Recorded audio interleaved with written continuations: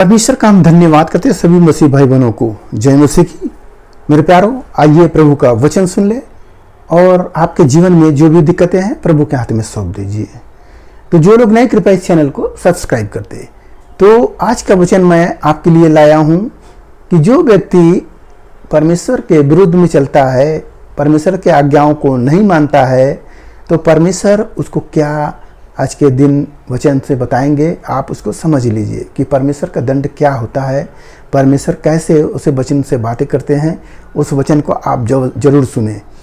तो मैं इस वचन को पढ़ता हूं, आप ध्यान से सुने। यहाँ पर हिजकेल की किताब अध्याय 7 वचन 3, तेरा अंत भी आ गया और मैं अपना कोप तुझ पर भड़का कर तेरे चाल चलन के अनुसार तुझे दंड दूंगा और तेरे सारे घिनौने कामों का फल तुझे दूंगा।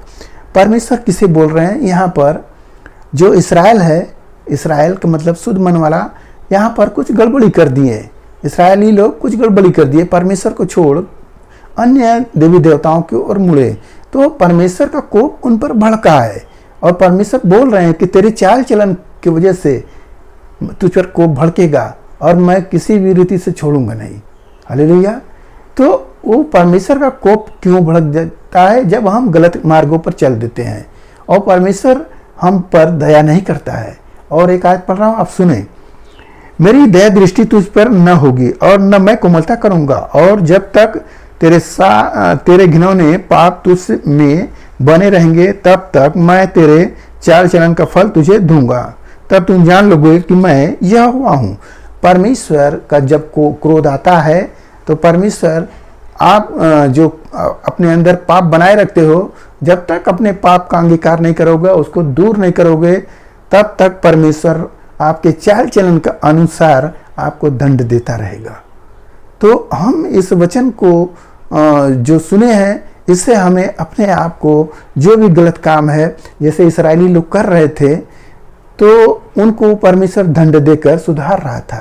आज हमें भी यीशु मसीह, हमारे ऊपर दंड कभी आ जाता है, कभी परेशानियां आ जाती है, तो प्रभु हमें ऐसे दंड देता है। और हमारा जो चाल चलन होता है उस पर हम कितना भी परमेश्वर को पुकारते हैं, परमेश्वर नहीं सुनता है। क्यों? क्योंकि हमारा जो अंदर पाप बना है, हम उस पाप से मन फिराए नहीं है।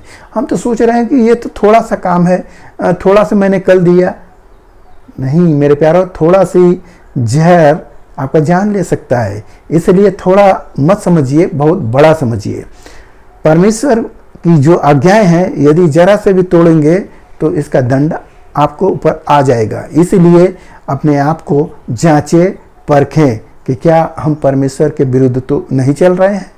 जैसे इस्राएली लोग विरुद्ध चल रहे थे, तो परमेश्वर ने बताए, इस वचन को जो पढ़ रहे हैं, परमेश्वर बता रहे हैं कि मैं जब तक तो अपने मन नहीं फिराओगे, मैं तुझे दंड देता रहूंगा। मैं यहोवा परमेश्वर हूं। तब तुम जान लोगे कि यहोवा परमेश्वर कौन है। जैसे परमेश्वर आपको पालते हैं, बढ़ाते हैं, सब कुछ करते हैं, तो परमेश्वर जब गलत काम करोगे तो परमेश्वर जरा सा भी कोमलता नहीं करेंगे। ये नहीं समझेंगे कि आपका बच्चा है, आपको बच्चे को छोड़ देंगे।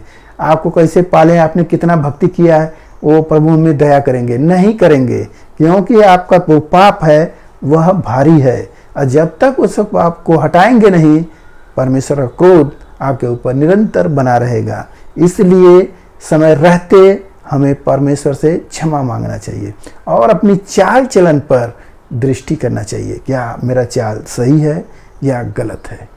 मेरे प्यारों, लिखा है नीति वचन में कि तू अपनी समझ का सहारा न लेना। कभी होता है ना कि हम अपनी समझ का सहारा नहीं ले सकते कि चलो जाने दो, ऐसा ऐसा है। तो यहाँ पर लिखा है कि तू अपनी समझ का सहारा न लेना, परंतु संपूर्ण मन से यहोवा परमेश्वर को पुकारना और उसी को स्मरण करके सारे काम करना, तो वही तेरे लिए सीधा मार्ग निकालेगा। हालेलुया।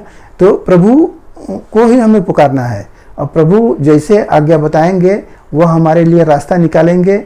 वो प्रभु से हम जब तक इस तरह से नहीं बोलेंगे नियम के अनुसार, तब तक परमेश्वर का दंड रहेगा।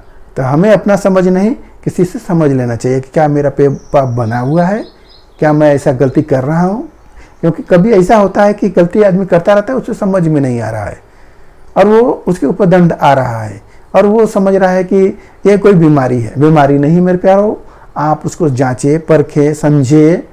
क्या जाने प्रभु का क्रोध आपके ऊपर हावी है।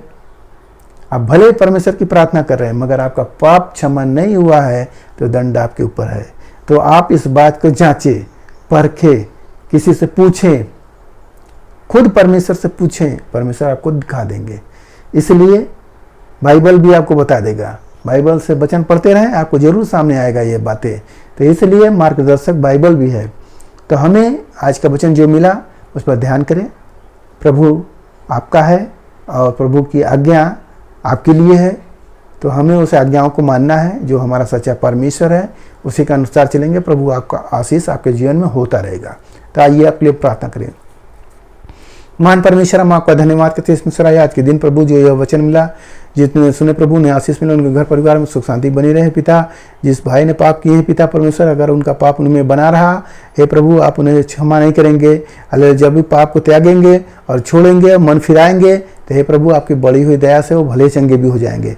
धन्यवाद करते प्रभु, जिस भाई ने जो भी गलती की है प्रभु उन्हें क्षमा करे, आशीष दे प्रभु, उनके घर परिवार में सुख शांति बनी रहे, सभी लोग भले चंगे रहे। धन्यवाद करते हो प्रार्थना यीशु मसीह के नाम में, आमीन।